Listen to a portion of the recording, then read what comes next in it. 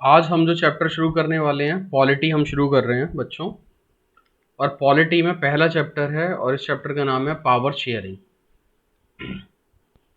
तो power sharing के बारे में ना हम डिटेल में समझेंगे कि ये पावर शेयरिंग किस पावर की बात कर रहे हैं और पावर जो है वो किस किस स्टेक होल्डर के बीच में शेयर की जाएगी, किस पावर की बात कर रहे हैं और कौन कौन इस पावर को शेयर करेगा और क्यों शेयर करना चाहिए पावर को।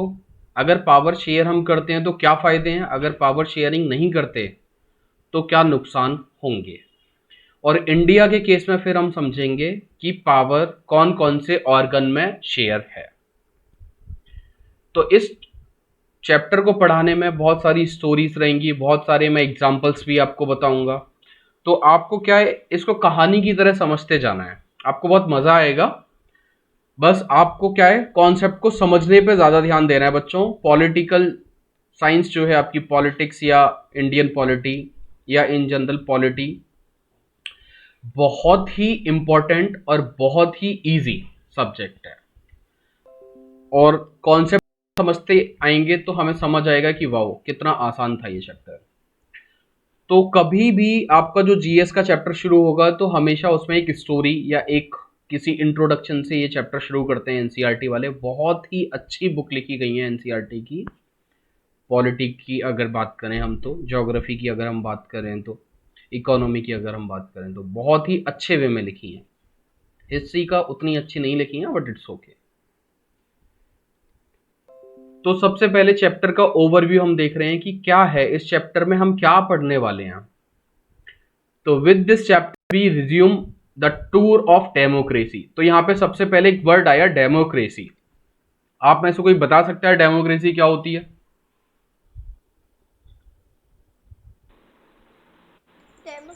जहाँ भैया सभी को राइट हो वोट देने का और इक्वलिटी मिले। और और भैया गवर्नमेंट की फॉर्म जो हो वो डेमोक्रेटिक फॉर्म ऑफ गवर्नमेंट हो जिसमें कि पीपल इलेक्ट करें अपना लीडर। ठीक है, मैं बताऊं भैया? हाँ बोलो। Democracy is the form of government in which rulers are elected by the people. Rulers are elected by people, हाँ Elected by the people. हाँ ठीक है। आप सभी को हल्का हल्का आइडिया है डेमोक्रेसी का, आप सभी को हल्का हल्का आइडिया है डेमोक्रेसी का, हर किसी को थोड़ा थोड़ा आइडिया है। ठीक है, मैं आपसे एक क्वेश्चन पूछ रहा हूं, इंडिया में ये डेमोक्रेसी क्या है? ये डेमोक्रेसी मैं आपसे ये पूछूंगा कि क्या नहीं है ना? आप उससे बता पाओगे मुझे आसानी से। एक राजा है और राजा का बेटा फिर से राजा बनेगा, उसका बेटा फिर से किंग बनेगा। तो क्या ये सिस्टम मेरा डेमोक्रेसी है? नहीं भैया, ये तो मोनार्की सिस्टम है। नहीं भैया मोनार्की सिस्टम है। ये मोनार्की सिस्टम है। Very nice, monarchy. मोनार्की में क्या है, एक कोई रूलर होगा जिसके पास में सारी सोवरेन पावर होगी, जिसके पास में सारी सोवरेन पावर, सोवरेन का मतलब जितने एरिया पे उसका राज है उस पूरे एरिया के लिए डिसीजन कौन लेगा? वो अकेला राजा। ये मोनार्की है। क्या मैं राजा को हटा सकता हूं? नहीं। क्या मैं दूसरा कोई राजा सेलेक्ट कर सकता हूं? नहीं, क्योंकि राजा का बेटा राजा बनेगा। ठीक है, ये मोनार्की है। डेमोक्रेसी हमारे केस में है, प्राइम मिनिस्टर को हमने हमने क्या किया, 5 साल के लिए अपने, अभी मैं टर्म बहुत टेक्निकल टर्म पे नहीं जा रहा, आपके यहाँ पे वोट होते हैं, वोट होने के बाद अपने विधायक चुना, विधायक ही हम बोल रहे हैं सिंपल। बाद में मैं आपको स्पेसिफिक टर्म्स बताऊंगा, मेंबर ऑफ पार्लियामेंट या मेंबर ऑफ लेजिस्लेटिव असेंबली या मेंबर ऑफ लेजिस्लेटिव काउंसिल, जो भी जहां टर्म आएंगी वहां हम वैसे बताएंगे। अभी सिंपल विधायक देख लेते हैं। लोगों के पास 5 साल में उस विधायक को चेंज करने का राइट है। अगर वो चाहें तो अगली बार जब इलेक्शन होंगे तो वो हो सकता है उस बंदे को विधायक ना चुने। राइट है? यस। क्लास 9th में डेमोक्रेसी के बारे में आपको 4-5 पॉइंट्स बताए गए हैं कि डेमोक्रेसी कब हो सकती है। अगर आपको टाइम मिले तो आप एक बार बस उसके ना जल्दी जल्दी से समरी पढ़ लेना, या तो लास्ट वाली समरी पढ़ लेना, और अगर पूरा चैप्टर आप पढ़ सको क्लास 9th का तो आपके लिए बेनिफिशियल रहेगा।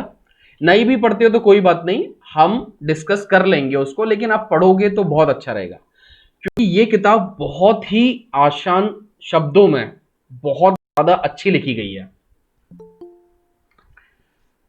तो हम क्या करेंगे, इसमें एक एक टर्म को इतना डिटेल में समझने की कोशिश करेंगे बच्चों कि अगर इससे कोई क्वेश्चन आता है तो हम उस क्वेश्चन को बहुत ही आराम से कर पाए। तो डेमोक्रेसी में हमने देखा था, क्या देखा था बच्चों, कि democracy all power does not rest with any organ of the government. अब यहां पे एक वर्ड आया बच्चों, organ of the government. Organ of the government, इससे आप लोग क्या समझते हो? ऑर्गन क्या होता है?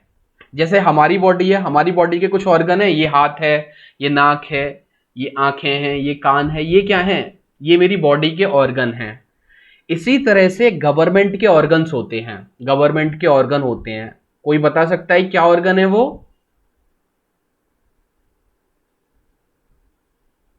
लेजिस्लेटिव।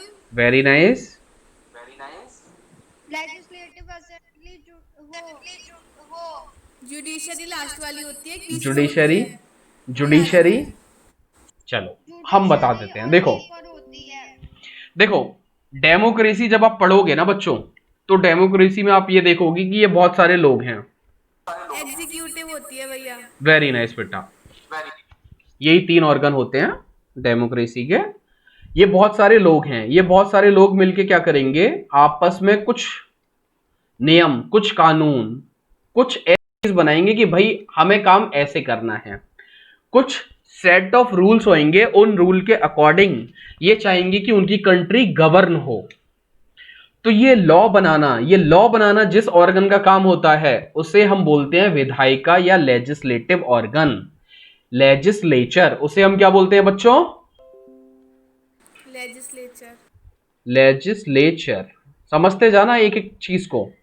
हमारे इंडिया में सारे लॉ कौन बनाता है? पार्लियामेंट। कौन बनाता हमारे इंडिया में? लेजिस्लेचर ऑर्गन, लेजिस्लेटिव ऑर्गन की बात करूं तो लेजिस्लेटिव ऑर्गन का नाम क्या है इंडिया में? पार्लियामेंट। पार्लियामेंट जो सारे लॉ बनाती है हमारे कंट्री के लिए, जो सारे लॉ बनाती है, क्या बनाती है बच्चों? लॉ। उस ऑर्गन को हम क्या बोलते हैं? लेजिस्लेटिव ऑर्गन या लेजिस्लेचर। इतनी बात समझ आई? लेजिस्लेचर का काम क्या है? सिंपल मैं आपको एक वर्ड में लिख दे रहा हूं, लॉ फॉर्मेशन। क्या है इसका काम? लॉ फॉर्मेशन, लॉ को बनाना है इसका काम। ठीक है बच्चों, अब ये लॉ बन गए। लॉ बनने के बाद अगला पार्ट आता है इस लॉ को इंप्लीमेंट कराना, इस लॉ को लागू कराना। क्या कराना बच्चों? इस लॉ को फॉलो कराना। तो फॉलो कराने वाला काम कौन करता है? एग्जीक्यूटिव। एग्जीक्यूटिव। यानी सेकंड ऑर्गन आपका क्या है? एग्जीक्यूटिव। एग्जीक्यूटिव का काम क्या है? इंप्लीमेंट कराना लॉ को, इंप्लीमेंट कराना लॉ को। ठीक है। और मान लो कोई लॉ सही बना है, गलत बना है, या इंप्लीमेंट सही हो रहा है, नहीं हो रहा, इस पे अगर कोई झगड़ा हो तो किसके पास जाएंगे? कौन सुनेगा कि भाई लॉ सही है या खराब है? जुडिशरी। तो ये आपको हल्का हल्का मोटे तौर पे कुछ समझ आया? यानी कि गवर्नमेंट जो है बच्चों, अगर मैं आपको एक शब्द में बताऊं, ये जो गवर्नमेंट है, गवर्नमेंट के मेरे 3 ऑर्गन हैं। मैंने शॉर्ट में लिखा है गवर्नमेंट, GOVT शॉर्ट में। आप समझ जाना है कि ये पूरा गवर्नमेंट लिखा हुआ है। इस गवर्नमेंट के कितने ऑर्गन होते हैं? 3। मेनली क्या है वो ऑर्गन के नाम?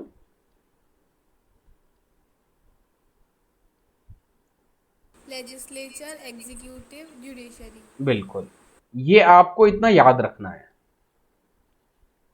लेजिस्लेचर, एग्जीक्यूटिव और जुडिशरी। ये अब बहुत डिटेल में पढ़ेंगे जब हम इंडिया के बारे में पढ़ेंगे। तो अभी तो हम बहुत सिंपल तरीके से देख रहे हैं बच्चों। कई बार ना एक ऑर्गन और बोला जाता है गवर्नमेंट का। कई बार क्या है? एक ऑर्गन और बोला जाता है गवर्नमेंट का। क्या कोई बता सकता है क्या ऑर्गन है वो?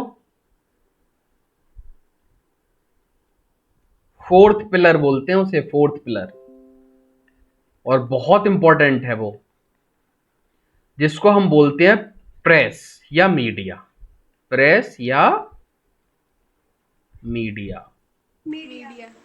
ये क्या करती है? जो भी चीज हो रही है कंट्री में उस सब की जानकारी लोगों को देती है, ताकि लोग अवेयर रहें कि भाई मेरा लेजिस्लेटिव, एग्जीक्यूटिव, जुडिशरी किस तरह से काम कर रहे हैं। हम देखेंगे, लेकिन आपको हल्का हल्का मोटे तौर पे पता होना चाहिए कि गवर्नमेंट के 3 ऑर्गन होते हैं, legislative, executive, judiciary.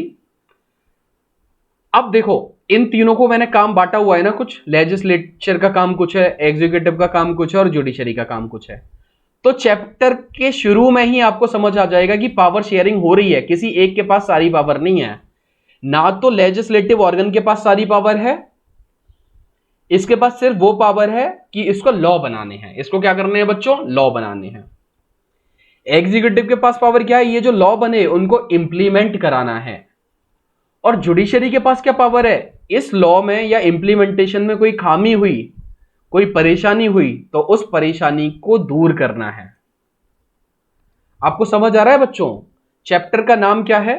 Power sharing. तो आप देख रहे हो कि डेमोक्रेसी जो होती है, डेमोक्रेसी में किसी भी एक ऑर्गन के पास सारी पावर नहीं है।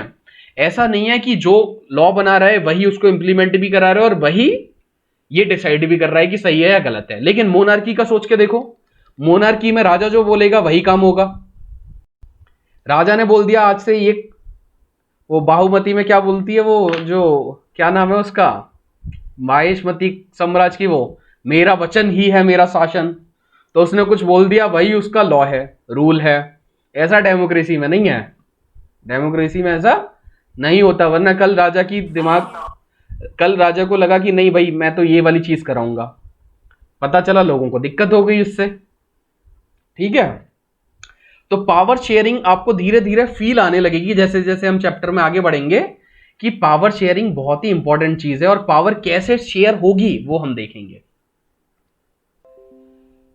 तो देखो, अगर मैं पावर को बहुत अच्छे तरीके से इंटेलिजेंट वे में शेयर करूं, किस किस के बीच में? लेजिस्लेचर, एग्जीक्यूटिव और जुडिशरी के बीच में, तो मेरी डेमोक्रेसी बहुत अच्छे से काम करेगी। मेरी डेमोक्रेसी बच्चों बहुत अच्छे से काम करेगी।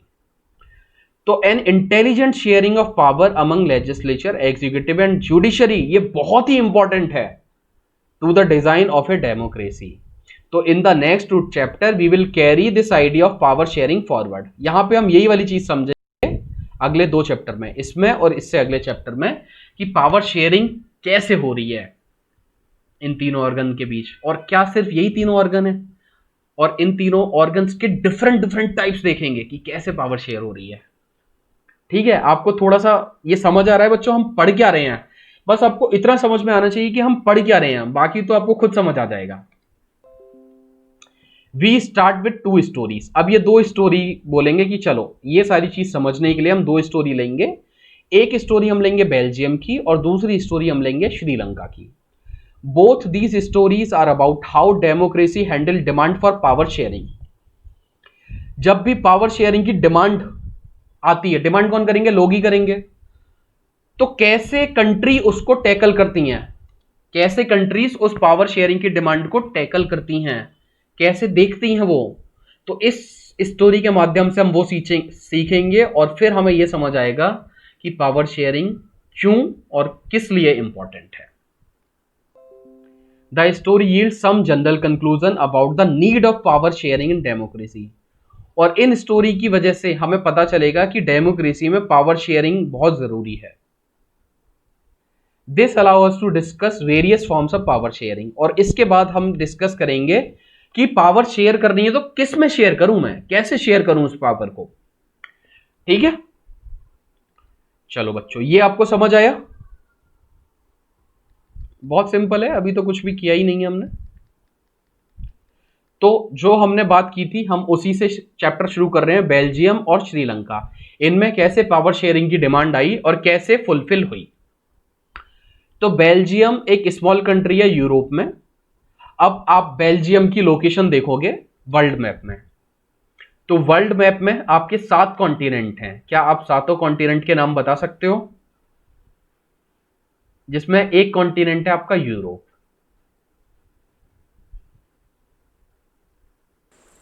Asia, Australia, Africa, Russia. नहीं, रशिया कॉन्टिनेंट नहीं है बेटा, कंट्री है रशिया।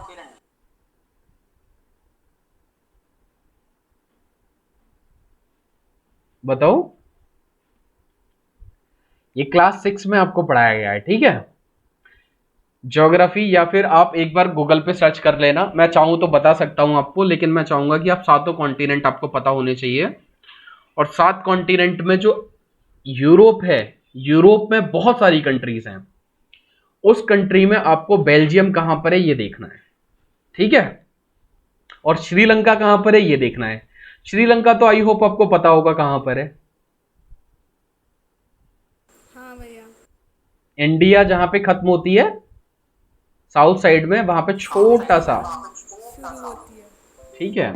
चलो, तो ये बेल्जियम बहुत ही छोटी कंट्री है। अगर इसका एरिया देखें तो हरियाणा से भी छोटा है। अब हरियाणा देखो आप, इंडिया का जो मैप है बच्चों, ये जब ज्योग्राफी में आपको पढ़ाऊंगा ना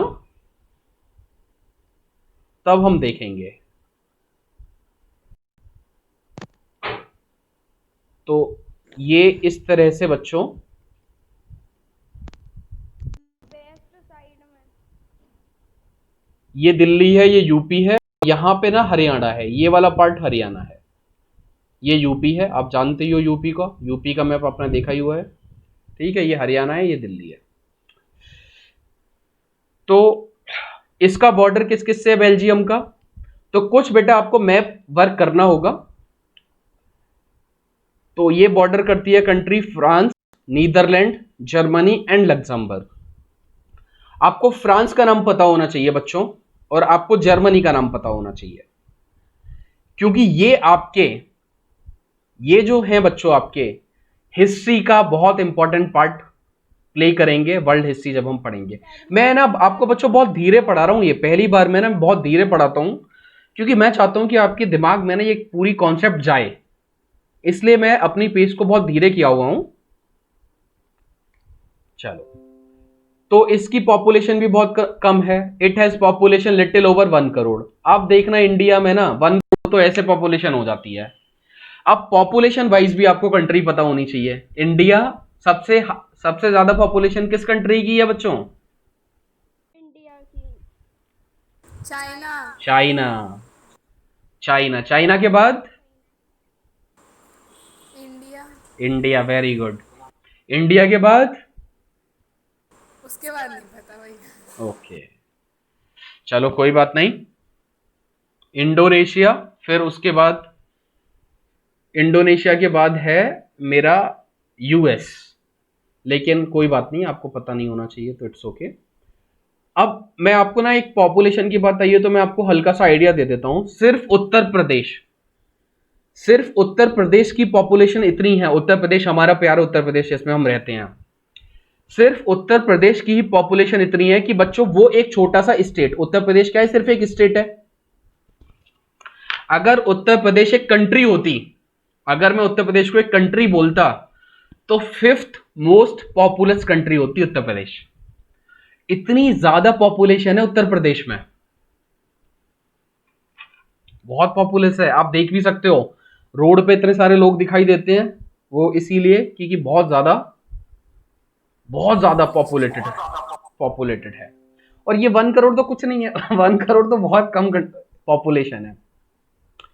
तो about the half population of Haryana, ये आपको जानने की जरूरत नहीं है, ये सब बेकार की चीज है। द एथनिक कंपोजिशन, यहां पे अब एक वर्ड आया बच्चों, ethnic composition of this country is very complex. बहुत ही कॉम्प्लेक्स है एथनिक कंपोजिशन।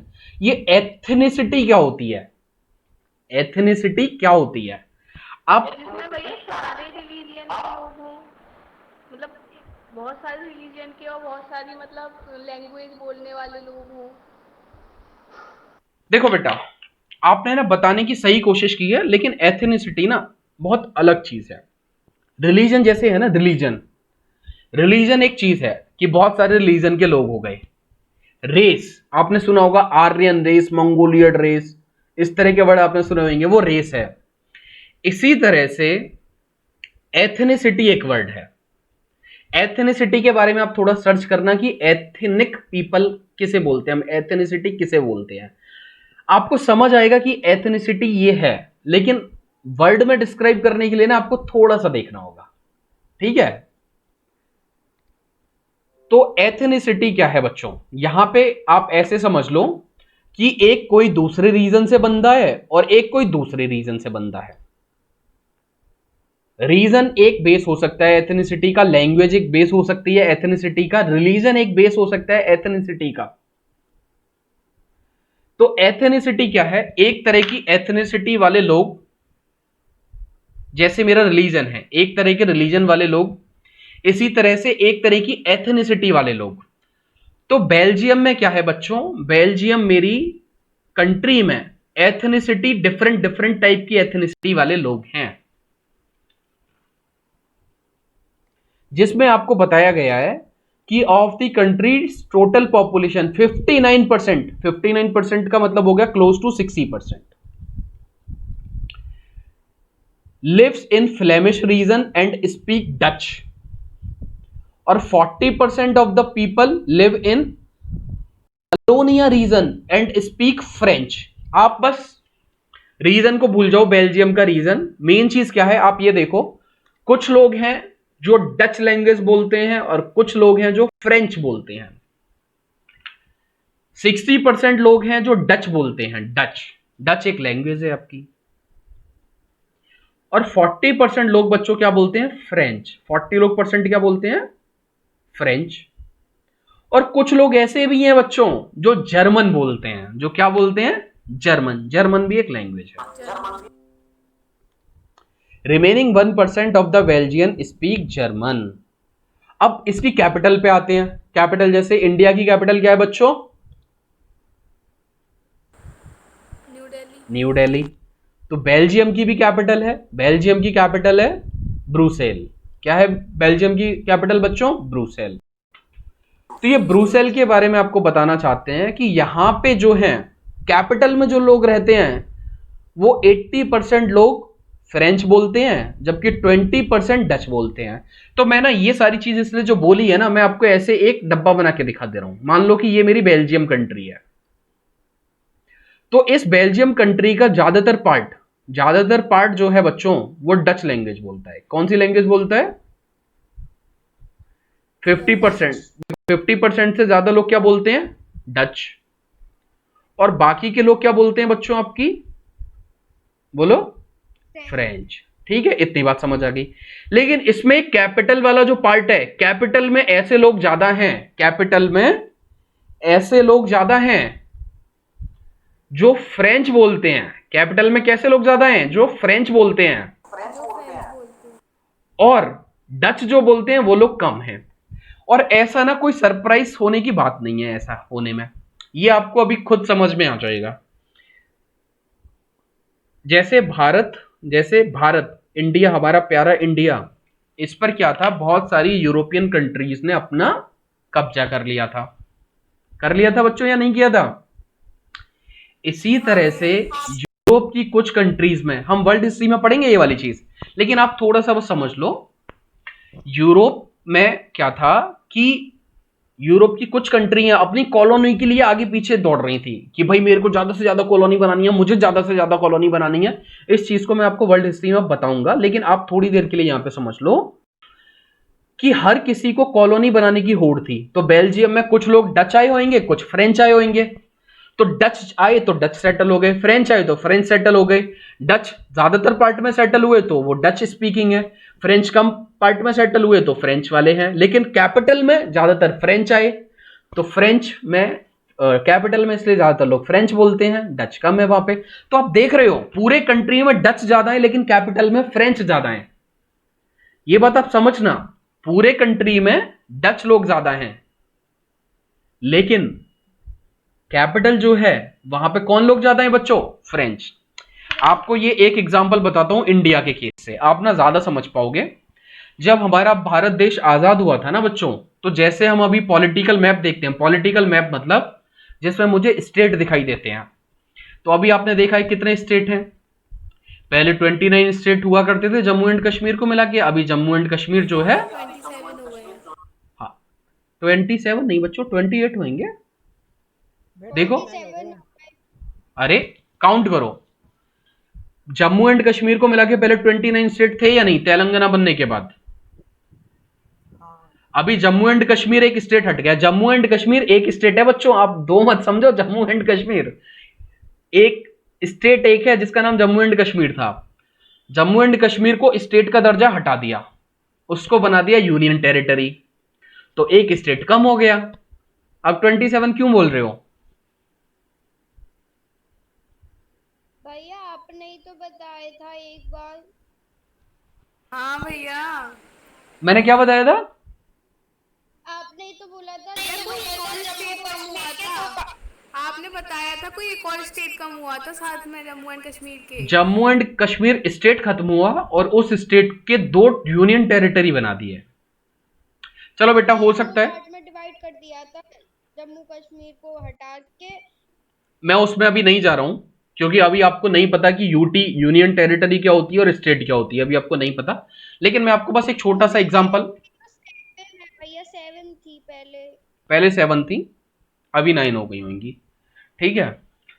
तो अभी उस पर हम नहीं जा रहे, मैं बस आपको ये बताना चाहता हूं कि जब हमारा कंट्री आजाद हुआ था, इंडिया इंडिपेंडेंट हुआ था, तो 543 स्टेट्स थे, प्रिंसली स्टेट, राजाओं की स्टेट।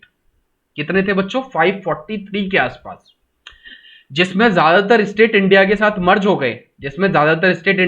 मर्ज हो गए, लेकिन 3 स्टेट ऐसे थे जो मर्ज नहीं होना चाहते थे, हैदराबाद, जूनागढ़ और जम्मू एंड कश्मीर।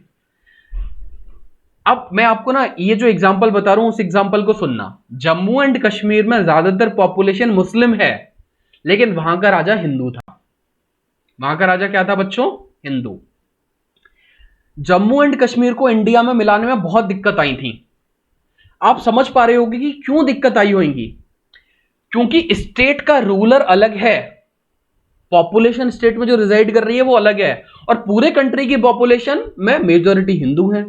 इसी तरह से इस एग्जांपल को आप सोचने की कोशिश करो कि मेरा जो बेल्जियम वाला पार्ट है, बेल्जियम में, पूरे बेल्जियम में डच स्पीकिंग लोग ज्यादा हैं, लेकिन बेल्जियम की कैपिटल में फ्रेंच स्पीकिंग लोग ज्यादा हैं। तो फ्रेंच स्पीकिंग लोग कुछ बोलेंगे, डच स्पीकिंग लोग कुछ और बोलने की कोशिश करेंगे, और इस तरह से इनमें क्या होगा, पावर शेयरिंग की डिमांड आएगी, और पावर शेयरिंग की डिमांड को ये कैसे फुलफिल करेंगे वो स्टोरी हम देख रहे हैं। इतनी बात बच्चों आपको समझ आ रही है या नहीं आ रही कि हम पढ़ क्या रहे हैं? मैं बार बार आपको याद जरूर दिलाता रहूंगा कि हम पावर शेयरिंग पे ही हैं अभी भी। अब देखो बच्चों, जो लोग ज्यादा होते हैं उनको मेजॉरिटी बोलते हैं, और जो लोग कम होते हैं उनको माइनॉरिटी बोलते हैं। तो माइनॉरिटी क्या है? French speaking community. तो ये जो माइनॉरिटी में जो लोग हैं ना, भले ही ये इनके नंबर कम हैं, लेकिन रिच बहुत हैं, ये पैसे वाले लोग हैं बहुत, और बहुत पावरफुल हैं। मतलब ऐसे समझ लो कि कुछ छोटे से ग्रुप, एक बहुत छोटा सा ग्रुप है जो बहुत पावरफुल है, बहुत रिच है, और पावरफुल और रिच होने की वजह से ही वो मेजॉरिटी पे अपना रूल कर पा रहा होगा। कुछ ऐसे आप सोच सकते हो। ये माइनॉरिटी वर्ड आपको समझ आया? यूरोपीय रिवॉल्यूशन हुआ है, उसमें भी यही हुआ है। उसमें भी यही होगा, बहुत सारे रिवॉल्यूशन। आप ना ऐसे लिंक करते जाओगे कि हर जगह देखना रिवॉल्यूशन होंगे पावर शेयरिंग के लिए होंगे। फ्रेंच रिवॉल्यूशन पूरा पावर शेयरिंग पे बेस्ड है। फ्रेंच रिवॉल्यूशन में फ्रांस की जनता कहते कहते थक जाएगी कि भाई हमको पावर शेयर करो, हमें पावर शेयर करो, हमारे पास ज्यादा पावर होनी चाहिए, और वहां का राजा बोलेगा नहीं दूंगा। स्टेट के पास वो थी भैया पूरी पावर, फर्स्ट स्टेट के लोग कम थे, फर्स्ट और सेकंड स्टेट। वहां का राजा बोलेगा, ठेंगा दिखा देगा, वो बोलेगा नहीं दूंगा। तो फिर क्या होगा, लोग पावर शेयरिंग के लिए कुछ करेंगे फिर। चलो हम उसमें और नहीं जा रहे, जब हम हिस्ट्री पढ़ेंगे तब हम डिटेल में पढ़ेंगे। मीनवाइल हम यहीं पे अपने को कंसंट्रेट करते हैं। ये माइनॉरिटी वर्ड समझ में आया बच्चों? माइनॉरिटी मतलब हाँ कम लोग, कम, ज्यादा, जिनका नंबर कम हो। अब ये माइनॉरिटी काफी बेसिस पे हो सकती है, माइनॉरिटी काफी बेसिस पे हो सकता है रिलीजन के आधार पे हो सकता है लैंग्वेज के आधार पे हो। किसके आधार पे हो बच्चों? इंडिया के केस में रिलीजन के आधार पे माइनॉरिटी अगर आपको बतानी होगी तो आप माइनॉरिटी का नाम क्या बोलोगे बच्चों? मुस्लिम, मुस्लिम, सिख, क्रिश्चियन लोग भी तो क्रिश्चियन, बोलता मैं हाँ भैया। क्रिश्चियन बिल्कुल बोलोगे, पारसी, सिख। पारसी सिख लिख दिया, जैन, ये क्या है बच्चों, पारसी लोग हैं बच्चों। तो ये रिलीजन के आधार पे आप माइनॉरिटी बोलोगे। अगर आप लैंग्वेज के आधार पे माइनॉरिटी बोलने की कोशिश करोगे तो लैंग्वेज के आधार पे आपको देखना पड़ेगा कि कौन सी लैंग्वेज, मान लो कि अगर मैं यहां उत्तर प्रदेश की बात करूं, उत्तर प्रदेश में ज्यादातर जो लैंग्वेज बोली जाती है वो हिंदी और हिंदी के डायलेक्ट्स मतलब इसका मिला जुला रूप। हिंदी की आम बोलचाल में बोलने वाली बहुत सारी बोलियां बोली जाती हैं, लेकिन अगर मान लो यहां पे एक साउथ इंडिया से कोई बंदा आए जो तेलुगु बोले, तो तेलुगु वाला बंदा अगर नॉर्थ इंडिया में सेटल होता है तो वो माइनॉरिटी में होगा या मेजॉरिटी में होगा? माइनॉरिटी में माइनॉरिटी में होगा। ठीक है, अगर नॉर्थ इंडिया वाला साउथ इंडिया में जाता है तो हिंदी स्पीकिंग वाला बंदा वहां पे क्या होगा, माइनॉरिटी में होगा। ठीक है, तो it is all about number, कि नंबर कितने हैं उस कम्युनिटी में जिसकी हम बात कर रहे हैं। यूजुअली बच्चों अगर माइनॉरिटी रूल कर रही है तो माइनॉरिटी पावरफुल होगी, पावरफुल है तभी वो रूल कर पा रही है, पावरफुल है तभी वो रूल कर पा रही है। तो माइनॉरिटी क्या है बच्चों, यहां पे बेल्जियम में फ्रेंच स्पीकिंग कम्युनिटी है, और फ्रेंच स्पीकिंग कम्युनिटी है तो इनके पास रिसोर्सेज ज्यादा हैं, जिसकी वजह से ये रिच हो गए हैं और बहुत ही पावरफुल है। This was resented by the Dutch speaking community who got the benefit of economic development and education much later. इसको क्या लिखा हुआ है बच्चों, ये मैं आपको बता रहा हूं कि माइनॉरिटी जो मेरी फ्रेंच स्पीकिंग पीपल है जो कि बहुत ज्यादा रिच और पावरफुल हैं, इनको रिजेंट करते हैं। रिजेंट मतलब कि भैया हमें पावर दो, आप पावर हमें चाहिए। कौन बोल रहे हैं, Dutch speaking people. Dutch speaking people कब बोल रहे हैं, जब उनको पता चला कि भाई इकोनॉमिक डेवलपमेंट थोड़ा बहुत होने की वजह से उनको पता चला कि ज्यादातर पावर हमें मिलनी चाहिए और आप लेके बैठे हुए हो। और कैसे उनका डेवलपमेंट हुआ, उनके पास थोड़े इकोनॉमी के साधन बढ़े। इकोनॉमिक डेवलपमेंट हम जब इकोनॉमिक्स पढ़ाएंगे ना आपको तब डिटेल में समझेंगे। और थोड़ा एजुकेशन, जैसे जैसे बच्चों एजुकेशन आती है, शिक्षा आती है, वैसे वैसे हमें अपने राइट्स के बारे में पता चलता है कि ये हमारे अधिकार हैं या हमारे साथ कोई अन्याय हो रहा है उसके बारे में पता चलता है। तो ये डच पीपल बोलेंगे कि यार हमारे तो अभी तक शोषण होता आ रहा है, मतलब ये सारे लोग फ्रेंच स्पीकिंग पीपल पावर ज्यादा ले रहे हैं, पावर हमारे पास ज्यादा होनी चाहिए क्योंकि हमारा नंबर ज्यादा है। तो इस तरह से क्या है बच्चों, एक टसल शुरू होगी पावर के लिए। फ्रेंच स्पीकिंग पीपल अभी तक पावर होल्ड करके बैठे हैं, डच लोग थोड़ा पढ़ लिए, थोड़ा सा उनके पास इकोनॉमिक प्रॉस्पेरिटी डेवलपमेंट हो गया, तो ये क्या चाहते हैं, पावर इनके पास हो। ये क्या चाहते हैं बच्चों, डच स्पीकिंग पीपल, पावर इनके पास हो। क्या ये पावर आसानी से लेने की कोशिश करेगा? नहीं। क्या ये अपनी पावर को समझ में आने के बाद बोलेंगे कि नहीं नहीं अब हमें पावर मत दो? बोलेंगे। तो यही हम चीज देखने वाले हैं कि पावर शेयरिंग कैसे होगी, कैसे हुई होगी। तो this led to tension between the Dutch speaking and French speaking communities during 1950 and 60। जब दो लोग एक ही चीज की डिमांड करें, जब दो लोग एक ही चीज पे अड़े रहें तो टेंशन शुरू हो जाएंगी। ये बोले नहीं भैया मुझे ही पावर चाहिए, मैं ही अपने पास पावर रखूंगा, इसने पढ़ लिया, ये इसके पास इकोनॉमिक डेवलपमेंट हो गया, तो ये क्या बोलेगा, नहीं नहीं पावर तो मेरे पास होनी चाहिए। तो ये बोलेगा पावर मुझे दो, ये बोल रहा है नहीं नहीं पावर मेरे पास होनी चाहिए। तो इसकी वजह से क्या होगी, टेंशन। क्या होगी बच्चों, टेंशन। टेंशन होगी। ठीक है, this tension between the two community was more acute in Brussels. और ये जो टेंशन है बच्चों, उसकी जो कैपिटल है वहां पे बहुत ज्यादा है, क्योंकि ब्रुसेल में फ्रेंच स्पीकिंग पीपल मेजॉरिटी में है और डच स्पीकिंग पीपल माइनॉरिटी में है, जबकि पूरे कंट्री बेल्जियम में डच वाले ज्यादा हैं, फ्रेंच वाले कम हैं, लेकिन कैपिटल में फ्रेंच ज्यादा हैं। तो Brussels present a specific problem कि जो पावर ज्यादा मांगना चाहते हैं वही माइनॉरिटी में है। ब्रुसेल की आप समस्या समझो, बाकी कंट्री का तो आसान है, चलो बाकी कंट्री में अगर ये देखें पूरे बेल्जियम में, तो जो ज्यादा पावर मांग रहे हैं ना बच्चों वो मेजॉरिटी में भी हैं। लेकिन ब्रुसेल में देखो, ब्रुसेल में ज्यादातर लोग फ्रेंच हैं जिनके पास पावर है, और डच वाले लोग बोल रहे हैं भैया पावर मुझको दो, लेकिन ब्रुसेल के अंदर, कैपिटल के अंदर जो पावर मांग रहे हैं वो लोग कम हैं। तो ये टेंशन देखेंगे कैसे रिजॉल्व हुई, ये हम टेंशन देखेंगे कैसे रिजॉल्व हुई। तो इस लाइन को देखो, ब्रुसेल में एक बहुत ही स्पेसिफिक प्रॉब्लम है। क्या प्रॉब्लम है कि जो डच स्पीकिंग पीपल हैं जो पावर मांग रहे हैं वो पूरी कंट्री में तो मेजॉरिटी में है लेकिन कैपिटल में माइनॉरिटी में है। तो अभी बच्चों यहां पे ना इतने पार्ट में बस आपको प्रॉब्लम बताई गई है। क्या बताई गई है? प्रॉब्लम। ठीक है, सिर्फ प्रॉब्लम बताई गई है आपको। आप अगर प्रॉब्लम को समझ पा रहे हो तो आप उसका सॉल्यूशन सोच सकते हो। आपको प्रॉब्लम समझ आ रही है? दो तरह की कम्युनिटी है मेनली, हाँ भैया। Dutch German. डच जर्मन, पूरी जो कंट्री बेल्जियम है उसमें डच ज्यादा है, फ्रेंच वाले कम हैं। लेकिन फ्रेंच वाले लोग जो थे पूरी कंट्री में अभी तक पावर एंजॉय करते आ रहे थे।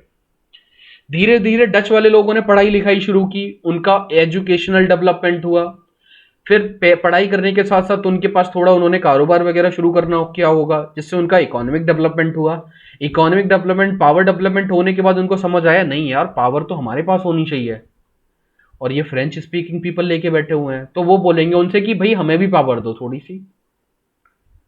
तो ये बोल पा रहे हैं। अब यही वाली कहानी कैपिटल में बताने की आपको कोशिश की गई है। कैपिटल में जिसके पास पावर है वही लोग ज्यादा हैं, फ्रेंच स्पीकिंग पीपल के पास पावर है और कैपिटल ब्रुसेल में वही लोग ज्यादा हैं, और जो पावर जिनके पास कम है वो माइनॉरिटी में है। तो माइनॉरिटी में है वो कैसे मांगे भाई मेरे को पावर दो मुझे पावर दो, कैसे मांगेंगे ये?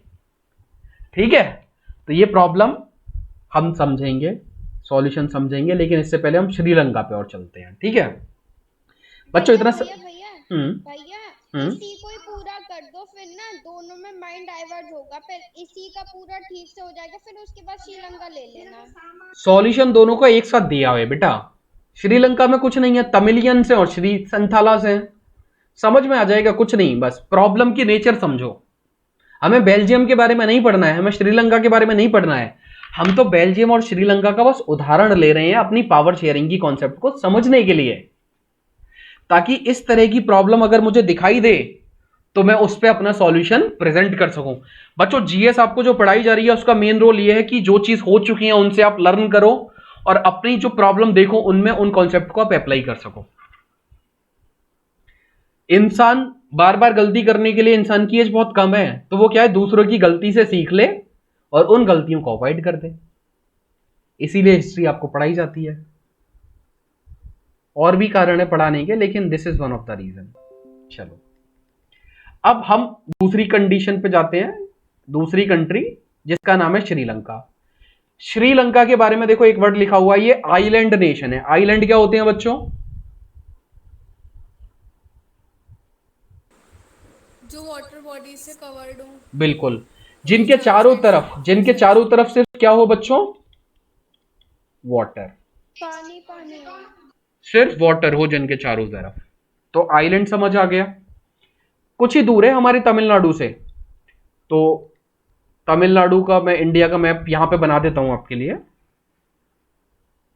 तो ये वाला जो पार्ट है बच्चों ये तमिलनाडु है, ये वाला पार्ट तमिलनाडु है।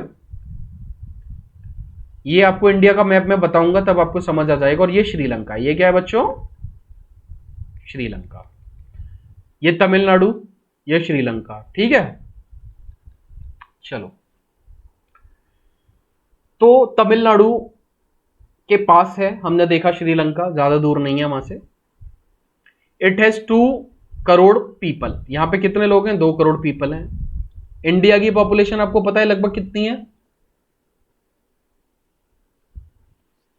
6.4 बिलियन। 6.4 बिलियन। बेटा इतनी तो पूरी वर्ल्ड की भी पॉपुलेशन नहीं होगी। हाँ क्या बेटा? मिलियन मतलब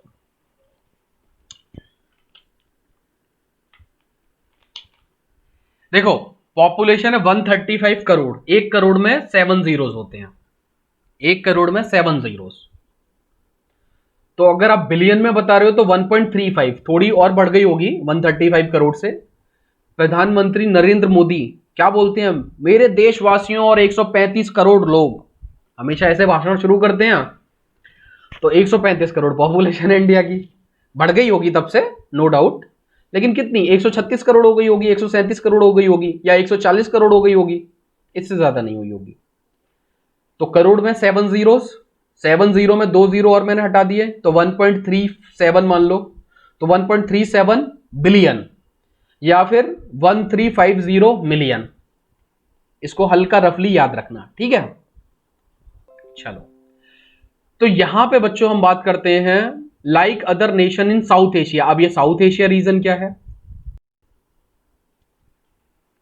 जितने भी वर्ड्स आएंगे बच्चों ये सारे ज्योग्राफी में मैं आपको फिर से बताऊंगा, जहां पे जो भी टर्म आएगा। हमारा जो, हम किस कॉन्टिनेंट का पार्ट है, एशिया का। हम किस कॉन्टिनेंट का पार्ट है बच्चों, एशिया।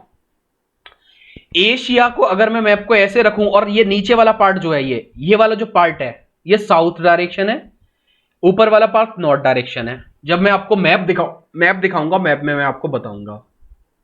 तो एशिया बहुत बड़ा कॉन्टिनेंट है, हम देखेंगे। उस कॉन्टिनेंट को अगर ऐसे अपने पेज पे आप रखते हो तो नीचे वाला जो पार्ट है वो साउथ एशिया है।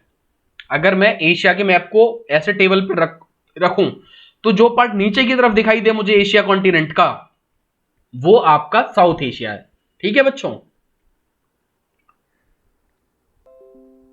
तो ये क्या है, like other nation in south Asia Sri Lanka has a diverse population.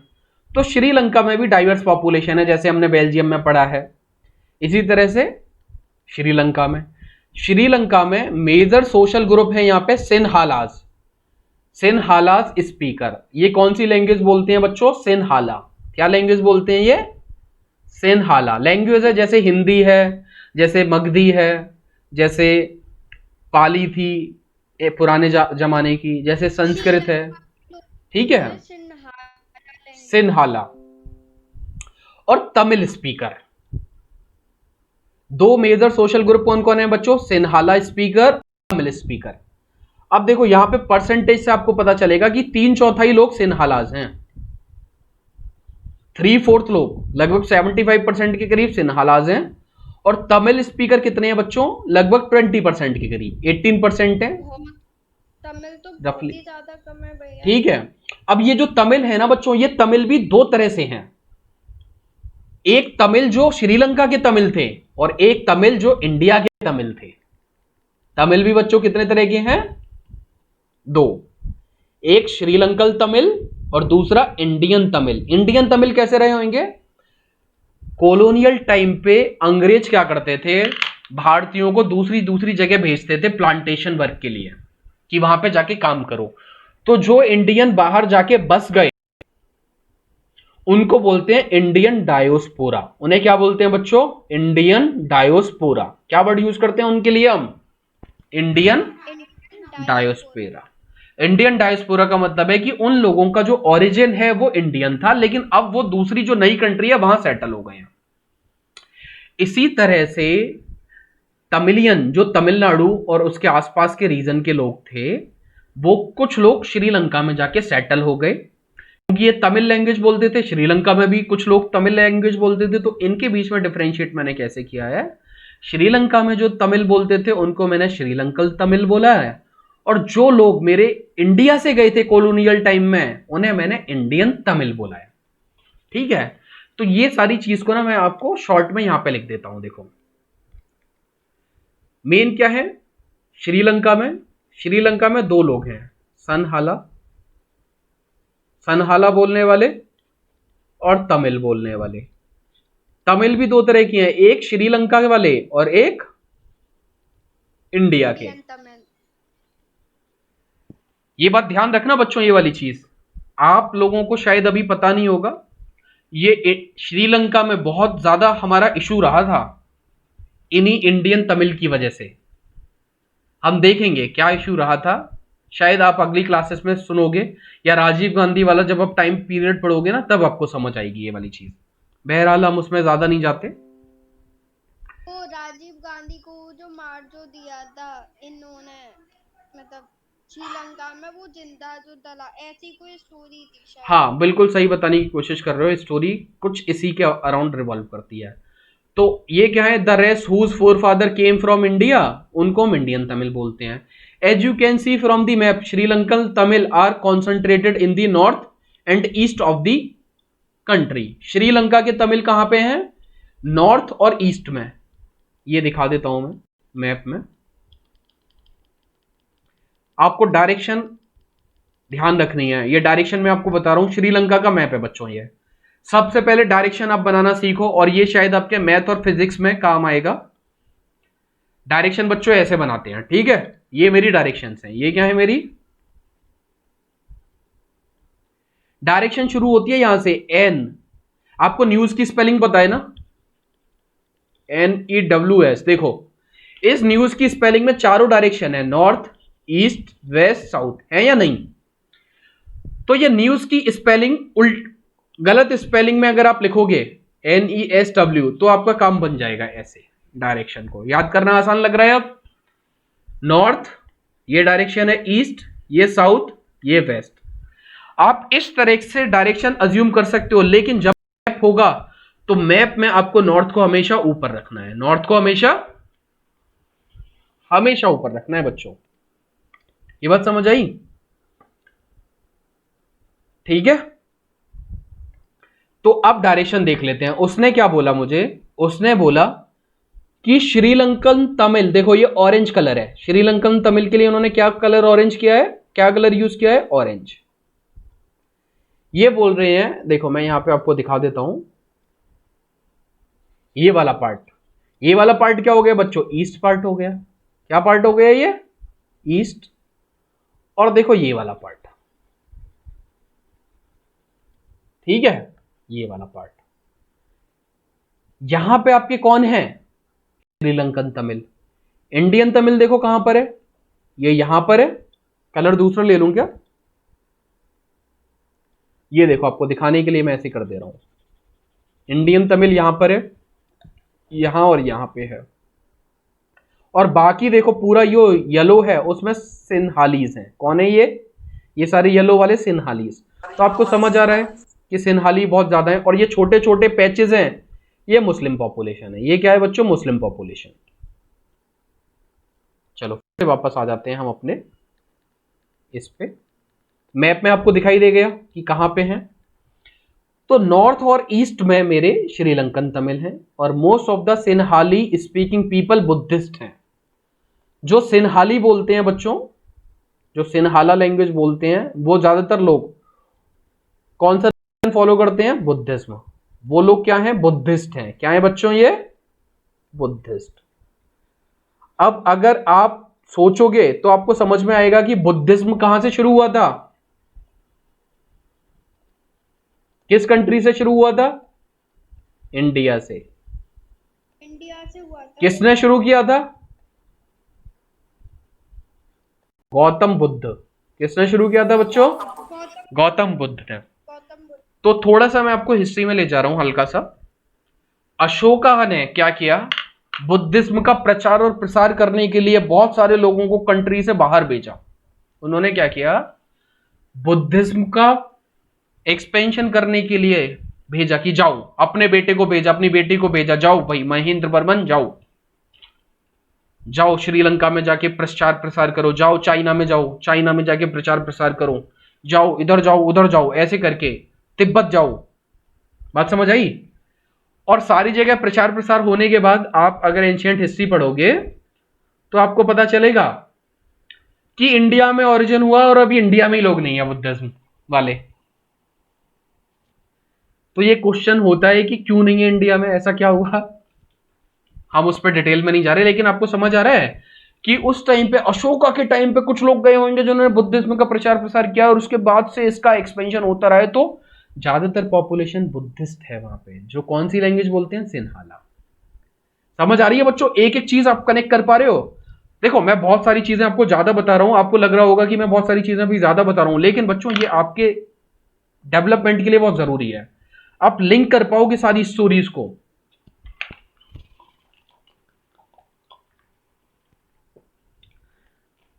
तो हम फाइनली वापस आ जाते हैं इसी पर।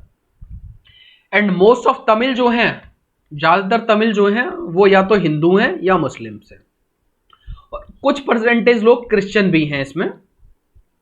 Just imagine what could happen in situation like this. अब आप खुद सोचो कि इस सिचुएशन में क्या होगा। सिन्हाला ज्यादा हैं जो कि बुद्धिस्ट हैं, कुछ तमिल हैं, तमिल जो है हिंदू मुस्लिम्स हैं, और कुछ क्रिश्चियंस हैं। तो जैसे बेल्जियम में क्या हो रहा था, डच और जर्मन थे, डच और फ्रेंच थे मेनली, जर्मन तो थोड़े से ही थे। यहां पे क्या है, यहां पे हैं आपके सिन्हाला यानी कि बुद्धिस्ट हैं, और कौन है बच्चों यहाँ पे आपके तमिल्स हैं, और वो भी दो ठीक है। टाइप के हैं, तो आपको दोनों में समझ आ रहा है, आपको थोड़ा थोड़ा समझ आ रहा है कि यहां पे भी कॉन्फ्लिक्ट होगा। जब भी तमिलियंस बोलेंगे कि मुझे पावर दो, कॉन्फ्लिक्ट होगा। सिन्हाला बोलेंगे कि नहीं देंगे, कॉन्फ्लिक्ट होगा। इंडियन तमिल बोलेंगे हमें पावर दो, श्रीलंकन तमिल बोलेंगे नहीं नहीं इनको नहीं, तमिल में पावर हमें मिलनी चाहिए। क्या होगा, कॉन्फ्लिक्ट होगा, ठीक है। तो देखो यहां पे देखो क्या है, जो लोग ज्यादा में हैं बेल्जियम पे फिर से चले जाते हैं, डच कम्युनिटी है, ये अपनी स्ट्रेंथ का फायदा उठा सकती है। और स्ट्रेंथ का फायदा कैसे उठा सकती है, फोर्स को यूज करके। जो लोग ज्यादा हैं अगर वो फोर्स का यूज करने लगे तो क्या माइनॉरिटी उनका सामना कर पाएगी, नहीं कर पाएगी। तो Dutch community could take advantage of its numeric majority and force it will on the French and German speaking people. तो जो माइनॉरिटी में है यानी कि फ्रेंच है और जर्मन स्पीकिंग पीपल है, this would push the conflict among community further. तो इस तरह से कॉन्फ्लिक्ट और बढ़ जाएगा, कम नहीं होगा। और this could lead to a very messy partition of the country. और ऐसा होने पर शायद फिर ऐसा हो कि कंट्री का पार्टीशन करना पड़े। कंट्री का क्या करना पड़े बच्चों, पार्टीशन। बोलेंगे कि भाई ऐसा करो, आप यहां पे चले जाओ और ये वाला पार्ट हमें दे दो। तो ये बहुत दिक्कत वाली सिचुएशन होती है, जैसे कि इंडिया और पाकिस्तान की केस में हुई थी। सब जगह बात एक जैसी है बच्चों। इंडिया और पाकिस्तान में किस बेसिस पे हुआ था, मुस्लिम्स बोलते थे हमें पावर चाहिए, हमें पावर चाहिए, हमें नई कंट्री चाहिए, और वो अपना नया कंट्री पाकिस्तान लेके इंडिया से अलग हो गए। तो ये बहुत दिक्कत वाली सिचुएशन होती है कि कॉन्फ्लिक्ट इतना बढ़ जाए कि सुलझ ही नहीं रहा। कॉन्फ्लिक्ट इतना बढ़ जाए बच्चों की सुलझ ही नहीं रहा, फिर उसमें क्या करते हैं, पार्टीशन करना पड़ता है फिर सुलझाने के लिए। Both the side would claim control over Brussels. अगर मान लो पार्टीशन होता भी तो दोनों साइड बोलती हैं कि कैपिटल पे अधिकार हमारा होगा, कैपिटल पे अधिकार हमारा होगा। श्रीलंका की बात करें तो सिन्हाला कम्युनिटी जो है वो बहुत ही बिगर मेजोरिटी है और अपनी मनमानी इंपोज कर सकती है पूरी कंट्री पे। Now let us look what happened in both the countries. अब हम देखेंगे कि दोनों कंट्रीज में हुआ क्या। कॉन्फ्लिक्ट समझ में आ गया दोनों कंट्रीज का, आपको क्या समस्याएं हैं दोनों कंट्री में। अब हम समझेंगे क्या बच्चों, क्या हुआ दोनों कंट्रीज में। और ये वाले ना आप कहीं पे भी एक्सटेंड कर सकते हो, आप अपनी डेली लाइफ में यूज कर सकते हो इस तरह के प्रॉब्लम को, कि जिसके पास पावर है वो बोलेगा दूसरा बंदा भाई थोड़ी पावर हमें भी दे दो, दूसरी पावर नहीं मिलेंगी उसको तो वो खफा गुस्सा होने लगेगा, कॉन्फ्लिक्ट होने लगेगा। कॉन्फ्लिक्ट होने के बाद फाइनली क्या होगा, उसको बोलेंगे कि नहीं भाई ऐसा करो तुम दोनों अलग अलग ही रहो। आपने देखा होगा कई बार घरों में भी ऐसा होता है कि दो भाइयों के बीच में कॉन्फ्लिक्ट, दो भाइयों के बीच में ही कॉन्फ्लिक्ट होने लगता है तो वो क्या करते हैं, फाइनली रिजोल्यूशन क्या होता है, भाई अलग हो जाओ। लेकिन क्या ये सही तरीका है, नहीं, कुछ अलग तरीके भी हो सकते हैं। इसमें क्या है, पावर को शेयर कर दो। क्या तरीका हो सकता है, पावर शेयर कर दो। देख तो मेजोरिटेरियनिज्म इन श्रीलंका, इसका मतलब क्या होता है बच्चों, मेजोरिटेरियनिज्म का ये जो वर्ड्स है ना, ये वर्ड्स बहुत इंपॉर्टेंट वर्ड्स हैं। मेजोरिटेरियनिज्म इन श्रीलंका, इस वर्ड का मतलब क्या है, सोच के बताओ क्या। मेजोरिटी ज्यादा थी, बिल्कुल सही, जिसकी मेजोरिटी ज्यादा उसका रूल। जैसे मेजोरिटी बोलेगी वैसे काम हो, जैसे मेजोरिटी बोले वैसे काम हो। तो इस वर्ड को बोलते हैं बच्चों मेजोरिटेरियनिज्म। जैसे डेमोक्रेसी है, डेमोक्रेसी क्या होती है बच्चों, डेमोक्रेसी ये होती है कि लोग शासन करें। मेजोरिटेरियनिज्म में जो मेजोरिटी में वो शासन करेगा, ठीक है, तो देखते हैं क्या है। Sri Lanka, Sri Lanka emerge as independent country in 1948। India India को इंडिपेंडेंस कब मिली थी बच्चों? 1947। 1947 में, ठीक है। इससे पहले एक बहुत ही बड़ा इवेंट हुआ था 1947 से, जिसको वर्ल्ड वॉर 2 बोलते हैं। क्या बोलते हैं बच्चों? World war 2। वर्ल्ड वॉर 2 के बाद ना बहुत सारी कंट्रियां आजाद हुई हैं। वर्ल्ड वॉर 2 के बाद क्या हुआ, जितने भी यूरोपियन कंट्रीज ने अपनी अपनी कॉलोनी बनाई हुई थी, वो अपनी कॉलोनीज को छोड़ने लगे। इस चीज को बोलते हैं डीकोलोनाइजेशन। मतलब मैंने जो अपनी कॉलोनी बना रखी है, एक कंट्री को अपना गुलाम बना रखा है, अब मैं उसको छोड़ रहा हूं। डीकोलोनाइजेशन होगा तो इंडिया इंडिपेंडेंट होगा, और इसी तरह से और भी कंट्री इंडिपेंडेंट होंगी। तो श्रीलंका भी इंडिपेंडेंट हुआ 1948 में। फिर अफ्रीका की कंट्रीज देखेंगे हम, कुछ 1950 में इंडिपेंडेंट होंगी, कुछ 60 में इंडिपेंडेंट होंगी। चलो, तो the leader of Sinhala community sought to secure dominance over government by virtue of their majority। तो जब ये कंट्री इंडिपेंडेंट हुई तो मेजोरिटी में कौन थे बच्चों? सिन्हाला। मेजोरिटी में कौन थे? सिन्हाला कम्युनिटी। तो सिन्हाला कम्युनिटी ने बोला कि भाई हम मेजोरिटी में हैं तो हम शासन करेंगे। हम मेजोरिटी में हैं तो गवर्नमेंट कौन किसकी गवर्नमेंट होगी? हमारी। तो उन्होंने क्या किया? डोमिनेंस सिक्योर कर लिया। डोमिनेंस मतलब अपना आधिपत्य। डोमिनेंस मतलब बच्चों कब्जा, अपना आधिपत्य। अच्छा वर्ड है डोमिनेंस, खराब वर्ड है कब्जा। कब्जा तो मैं आपको आम लैंग्वेज की भाषा में बता देता हूं, हिंदी में आधिपत्य, इंग्लिश में डोमिनेंस। डोमिनेंस एस्टेब्लिश कर लिया, सिक्योर कर लिया कि कंट्री की गवर्नमेंट चलेगी हमारे जैसे। तो sought to secure dominance over government by virtue of their majority. और ये कर सकते हैं भाई, मेजोरिटी में, मेजोरिटी चाहे तो मेजोरिटी के सामने फिर माइनॉरिटी की क्या चलेगी? नहीं चलेगी ज्यादा। As a result democratically elected government adopted a series of majoritarianism measure to establish Sinhala supremacy. तो गवर्नमेंट बनी बच्चों मेजोरिटी की, और मेजोरिटी ने क्या किया? जैसे ही मेजोरिटी की गवर्नमेंट आई, उसने अपनी कम्युनिटी के लिए उसने क्या किया बच्चों? सिन्हाला कम्युनिटी के लिए ही अच्छे अच्छे कानून, अच्छे अच्छे लॉ बनाना शुरू कर दिया, जिससे कि सिन्हाला कम्युनिटी की सुपरमेसी स्टैब्लिश हो जाए। कौन सर्वोच्च हो जाएगा? सिन्हाला कम्युनिटी। कैसे किया इन्होंने? एक तो नंबर में बहुत ज्यादा है, नंबर में ज्यादा है तो पावर में आए। पावर में आने के बाद इन्होंने क्या किया? अपनी पावर को और बढ़ाया, अपनी पावर को और बढ़ाया। बहुत सारे ऐसे इन्होंने मेजर लिए, इतने बहुत सारे इन्होंने ऐसे मेजर लिए जिससे कि जो मेजोरिटी में जो लोग हैं यानी सिन्हाला हैं, ये अपनी पावर को बढ़ा लें। यानी कि इन्होंने अपनी पावर को शेयर माइनॉरिटी से नहीं किया। इन्होंने क्या किया? इन्होंने अपनी ही पावर को बढ़ाया, अपनी ही सुपरमेसी को बढ़ाया। समझ रहे हो बच्चों? तो इन 1956 में देखते हैं क्या हुआ। The act passed to recognize Sinhala as the only official language, thus disregarding Tamil। और 1956 में इन्होंने एक ऐसा एक्ट पास किया जिसके बाद इन्होंने बोला कि जो ऑफिशियल लैंग्वेज है, जो हमारे देश की ऑफिशियल लैंग्वेज है, वो सिन्हाला है, और तमिल को दरकिनार कर दिया। तो क्या तमिल वाले जो लोग हैं उनको ये बात पसंद आएगी? नहीं आएगी। वो बोलेंगे आज इन्होंने लैंग्वेज खत्म की है, कल बोलेंगे कि तुम निकलो यहां से, परसों कुछ और बोलेंगे। और ये कंड्यूसिव एनवायरनमेंट नहीं होगा। कंड्यूसिव मतलब हेल्दी एनवायरनमेंट नहीं होगा।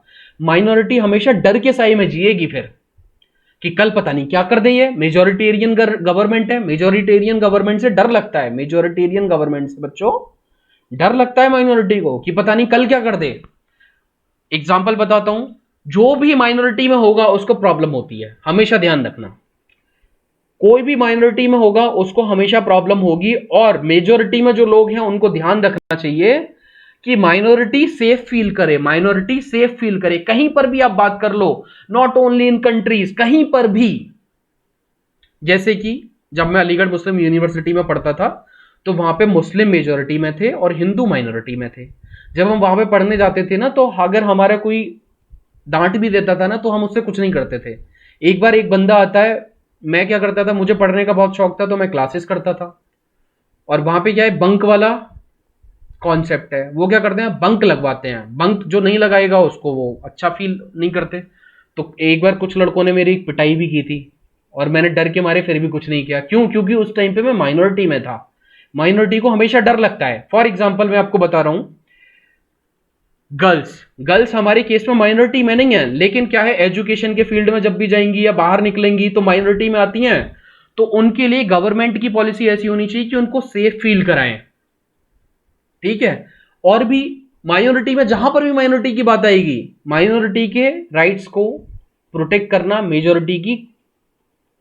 मेजोरिटी को करना चाहिए। और तब करेंगे तभी एक हेल्दी एनवायरनमेंट होगा। यहां पे ये सिन्हाला क्या कर रहे हैं, सिन्हाला स्पीकिंग पीपल मेजोरिटी में थे, पावर में आए, मेजोरिटी में थे, पावर में आए। पावर में आने के बाद क्या किया बच्चों, इन्होंने अपनी पावर को और बढ़ाया, अपनी सुप्रीमेसी को और बढ़ाया, अपने डोमिनेंस को और बढ़ाया। और फिर क्या किया, एक टाइम पे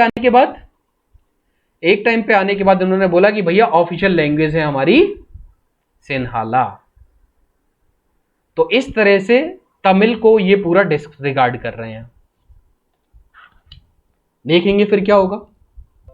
the government follow preferential policies that favour Sinhala applicant for university position and government job. इन्होंने अपनी कंट्री में ऐसी पॉलिसीज बनाई कि अगर कोई पढ़ने जाता है यूनिवर्सिटी में, तो अगर वो सिन्हाला स्पीकिंग पर्सन होगा तो उसका एडमिशन आसानी से हो जाएगा।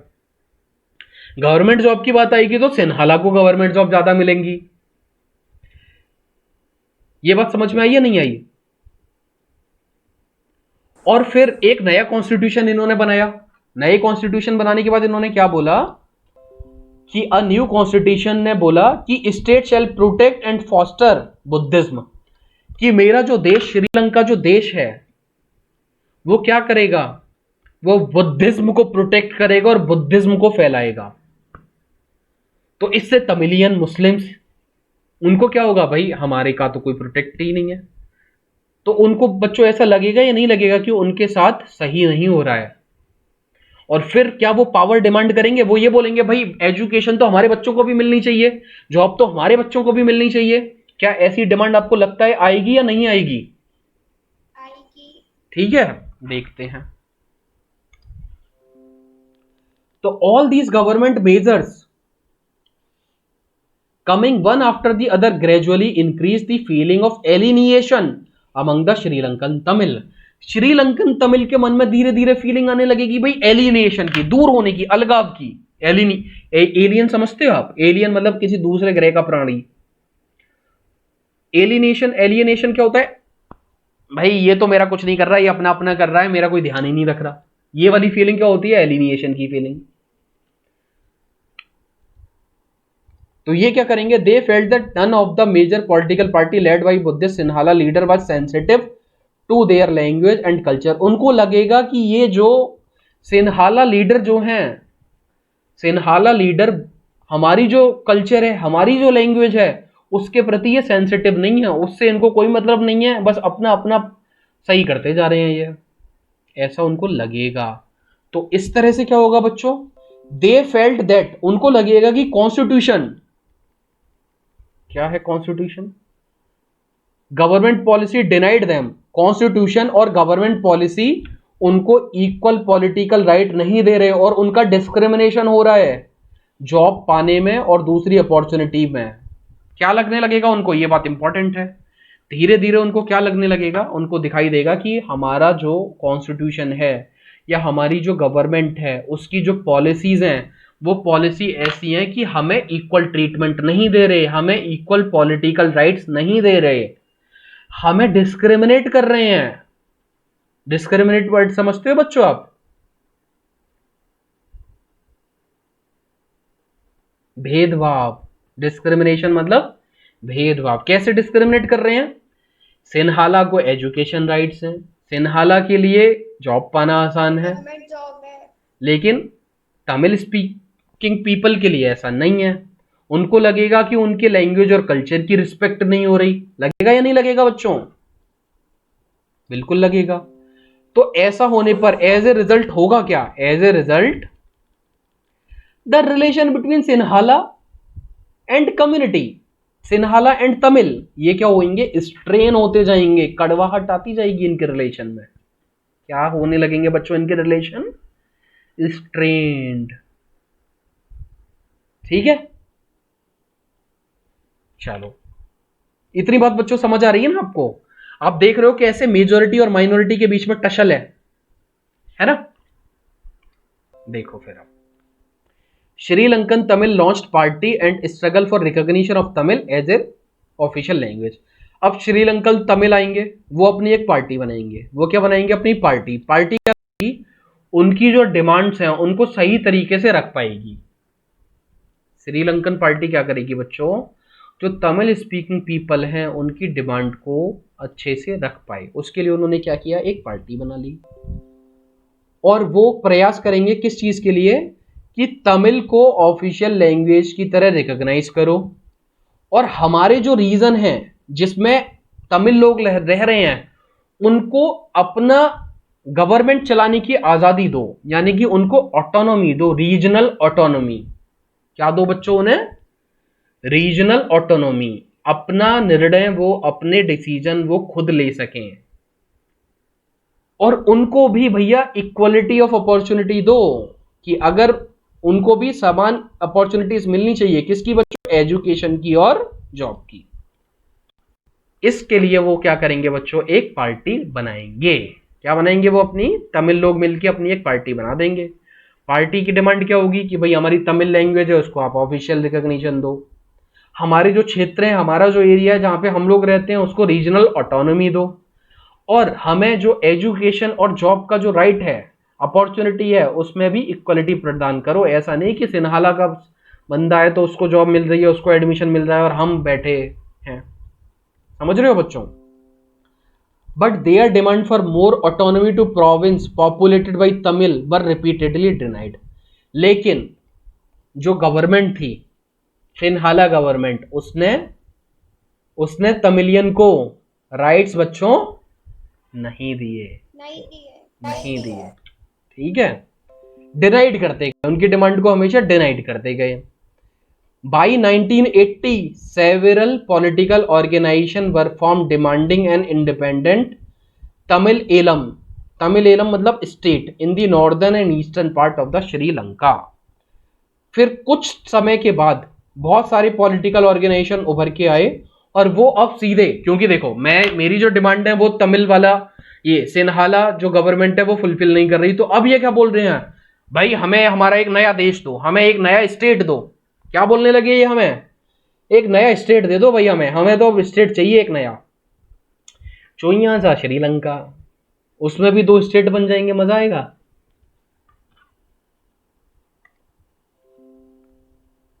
तो ये किसकी डिमांड करने लगे? Independent Tamil state. कहां पे? नॉर्दर्न और ईस्टर्न पार्ट ऑफ श्रीलंका, जहां पे तमिल लोग ज्यादा हैं। वो बोल रहे हैं कि इस वाले क्षेत्र को भैया अब एक नया कंट्री बना दो, नया स्टेट बना दो। इस तरह की डिमांड आने लगी। अच्छा, the distrust between the two community turned into a wide spread conflict. और धीरे धीरे ये जो इन दोनों के बीच में डिस्ट्रस्ट है ये बहुत बढ़ता जाएगा, बढ़ता जाएगा, बढ़ता जाएगा, और बढ़ते बढ़ते बच्चों सिविल वॉर हो जाएगा। क्या हो जाएगा बच्चों? Civil war. अब ये सिविल वॉर क्या है? सिविल वॉर में 2 देशों के आर्मी नहीं लड़ती, लोग लड़ते हैं। कौन लड़ता है बच्चों? लोग लड़ते हैं, लोग। बाहर वाली कंट्री से मतलब नहीं है। जैसे मान लो इंडिया के केस में अगर हिंदू और मुस्लिम लड़ने लग जाएं तो इंडिया की कंडीशन सिविल वॉर वाली कंडीशन होगी। समझे बच्चों? पुलिस नहीं लड़ रही, आर्मी नहीं लड़ रही, लड़ कौन रहे हैं? लोग। तो इस तरह की सिचुएशन को क्या बोलते हैं? Civil war. तो श्रीलंका में कौन लड़ने लगेंगे? बोलो। सिन्हाला और तमिलियन। ठीक है, समझ आ रहा है ना बच्चों आपको? As a result thousand of people of both the community have been killed. और अब क्या होगा ऐसा होने से बच्चों? बहुत सारे लोग मारे जाएंगे। देख रहे हो आप? पावर शेयरिंग कितनी जरूरी है। मेजोरिटी ने सारी पावर अपने पास रख ली तो क्या कंट्री प्रॉस्पर कर पाएगी? नहीं। क्या हो रहा है? दोनों तरफ के लोग मर रहे हैं, देख रहे हो अब सिविल वॉर के बाद। Many family were force to leave the country, बहुत सारे देश लोगों को अपना देश छोड़ना पड़ा। अब कोई एक बंदा अपने देश को छोड़ के भागता है, उसको अपना देश छोड़ना पड़ता है, तो उसके लिए वर्ड यूज किया जाता है रिफ्यूजी। क्या वर्ड यूज करते हैं बच्चों? रिफ्यूजी। क्या वर्ड यूज करते हैं उसके लिए? किसी व्यक्ति को, किसी पर्सन को अगर अपना कंट्री छोड़ के जाना पड़ रहा है, छोड़ना नहीं चाहता, छोड़ना पड़ रहा है, देखो छोड़ना नहीं चाहता लेकिन छोड़ना पड़ रहा है, उसको रिफ्यूजी बोलते हैं।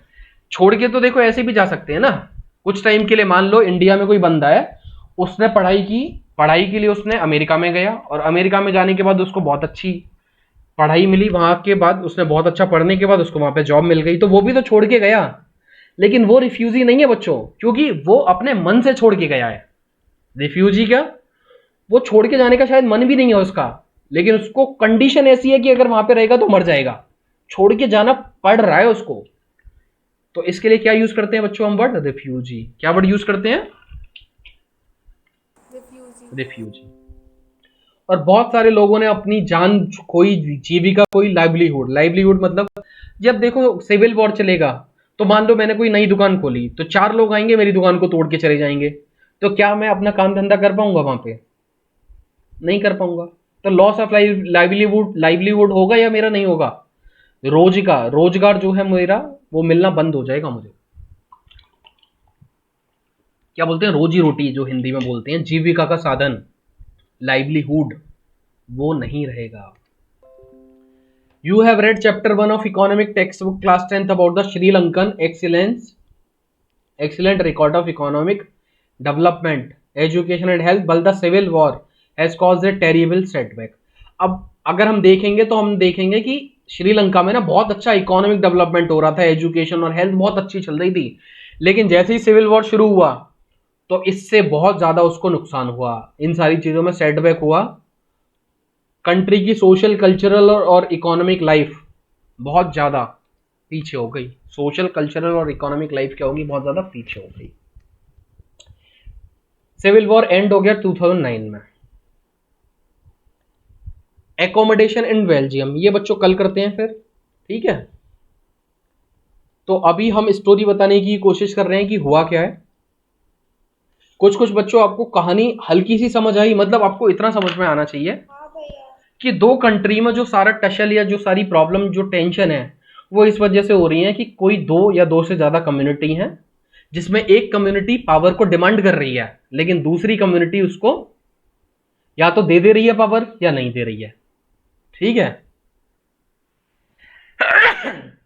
दे देगी तो दोनों खुश रहेंगे, नहीं देगी तो दोनों टेंशन में रहेंगे, ठीक है। चलो बच्चों कल मिलते हैं। कितना बड़ा चैप्टर रह गया देख लेते हैं अभी, ठीक है। अभी तो शुरू ही हुआ है चैप्टर। ये हमारा चैप्टर ना 2-3 दिन में खत्म हो जाएगा, और 2-3 दिन बाद ना you will be able to solve the questions on your own. आप खुद से ही क्वेश्चन इसके सॉल्व कर पाओगे। इतना हम आपको डिटेल में पढ़ा रहे हैं कि आपका ये जो दिमाग है ना ये खुल जाएगा। और बच्चों एक बात हमेशा ध्यान रखना, देखो सोशल स्टडीज भी उतना ही इंपॉर्टेंट है जितनी साइंस और जितनी मैथ। मैं आपको बता रहा हूँ, मेरे 10th क्लास में मैथ में बहुत अच्छे मार्क्स हैं, लेकिन सोशल स्टडीज में ना बहुत ही घटिया मार्क्स थे। उस टाइम पे क्या था, सोशल स्टडीज कभी पढ़ते नहीं थे, और जो चीज पढ़ी नहीं है उसमें मार्क्स ज्यादा कैसे आएंगे, मन भी नहीं लगता था। अगर इस तरह से किसी ने पढ़ाया होता तो शायद मन लग जाता मुझे। मैंने ये सोशल साइंस जो है ना ग्रेजुएशन कंप्लीट करने के बाद पढ़ी है, तब मुझे पता चला कि अरे यार ये तो बहुत ही इंटरेस्टिंग चीज है, ये क्यों नहीं पढ़ी थी मैंने। 10th क्लास में अगर किसी ने बताया होता कि ऐसे पढ़ना है, पढ़ते बिल्कुल हम। और हमारी किताबें ना बहुत घटिया किताबें होती थी। ये जो बुक है ना ये बहुत अच्छी बुक है, कहानियों की तरह लिखा हुआ है, अच्छे से एक एक चीज समझाएगा। और मैं आपको जितना मैंने एक्सपीरियंस गेन किया है आईएएस की तैयारी करने में, वो सारा एक्सपीरियंस आपको पढ़ाने में दिखा दूंगा, ताकि आप उनकी स्टोरीज को बहुत ज़्यादा अच्छे से समझ पाओ। तो आपको फाइनली मज़ा भी आएगा और ये चैप्टर धीरे धीरे कंप्लीट होते जाएंगे। बस आपको एक ही काम करना है, जब ये चैप्टर मैं पढ़ाता जाऊं उसके बाद ना आप इसको पढ़ते जाना, इतना पढ़ते जाना कि आप अगर आपको आंसर लिखना पड़े तो आप अपने वर्ड्स में जो हमने बताया वो आप अपने वर्ड्स में लिख सको। इतनी इंग्लिश आप अपनी इंप्रूव कर लो कि आप जो सोच रहे हो, जो माइंड में आपके थॉट आ रहे हैं, उनको आप पेपर पे लिख सको। बस इतना चाहिए बच्चों, और कुछ नहीं। रटेंगे नहीं, हम सारी चीज समझेंगे और समझने के बाद हम देखेंगे कितना आसानी से हो रहा है ये। ठीक है, चलो बच्चों, कल मिलते हैं फिर।